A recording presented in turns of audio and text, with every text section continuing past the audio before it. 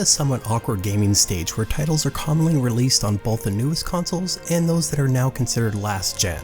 I always find this interesting as some of the newest console features are used as selling points on these titles, while they might be absent in their older console counterparts. With that said, it also gives a title like the Pathless by developer Giant Squid a chance to reveal how well it stands without the bells and whistles. Fortunately, the Pathless on PS4 admirably forges its own way.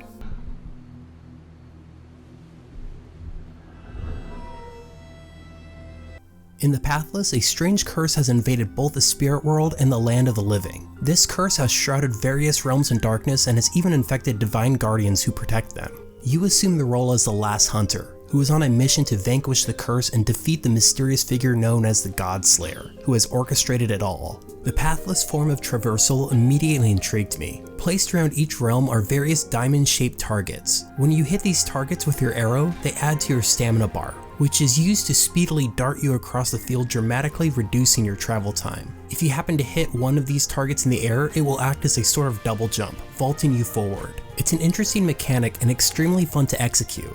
Traveling this way prevents things from getting tedious and keeps you pretty occupied as you sprint through each realm.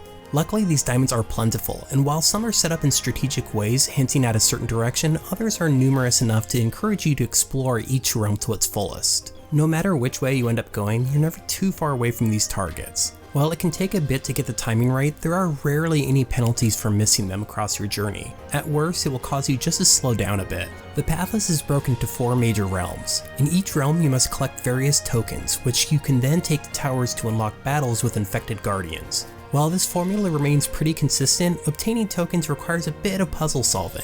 Early on in your quest, you're accompanied by a spirit eagle. This eagle can help you glide and pick up weights to get through obstacles. Your companion is cute and the AI works pretty seamlessly. Rarely did I find my eagle locking onto puzzle pieces I didn't intend. Almost instinctually, it cleverly feels like my moves were anticipated, which really helped the forward momentum of the Pathless. It's a great way to implement these sections and sidesteps any cumbersome movements because of this little companion.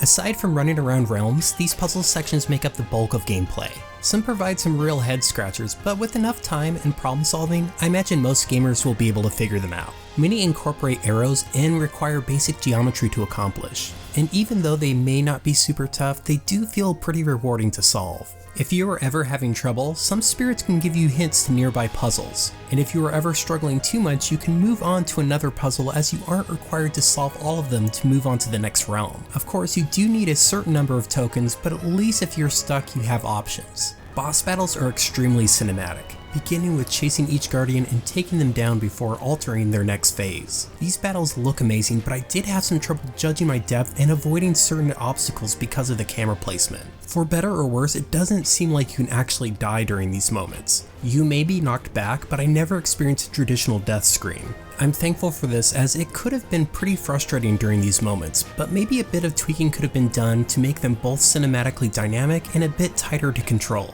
Even with that said, the battles were pretty enjoyable and somehow tense even without the threat of dying. The fantastic looking battles are just a small piece of the truly great art design of the Pathless. While there may be some rough edges here and there, it didn't take away from the overall art style's beautiful environments and characters. Colors and lighting are particularly memorable. After you defeat the infected guardian of each realm, the true vibrance of this section is shown. It set the mood perfectly and really motivates you to bring light back to each region. This design leads to more subtle storytelling and creates a perfect presentation of the narrative. The only moments that really feel like they miss the mark are the stealth sections you're forced into about every half hour. Here you must remain motionless when a light is on you and move when it's not. If the light catches you, you will have some of your collectibles removed. The goal is to make it to your stranded eagle companion. This only lasts perhaps 3 minutes, but they feel like a stark contrast from the otherwise quick gameplay and are pretty unnecessary. On the plus side, after finding your eagle buddy, you get to pet away the curse clinging on, featuring some adorable animations.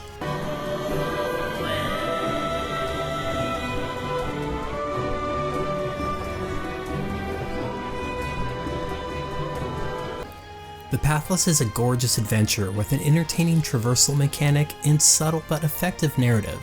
Running, jumping, and gliding around with your eagle friend while solving enigmatic puzzles is a real joy. While some lackluster stealth sections and difficulty maneuvering during some boss sections are present, it doesn't take away from the overall experience. Whatever direction you decide to travel, the Pathless leads you to some special gaming moments. Noisy Pixels giving the Pathless an 8 out of 10. Thank you so much for watching. Noisy Pixels brought to you by a group of gamers who work hard to bring you news, reviews, previews, and more. Please subscribe to keep up with all our future content.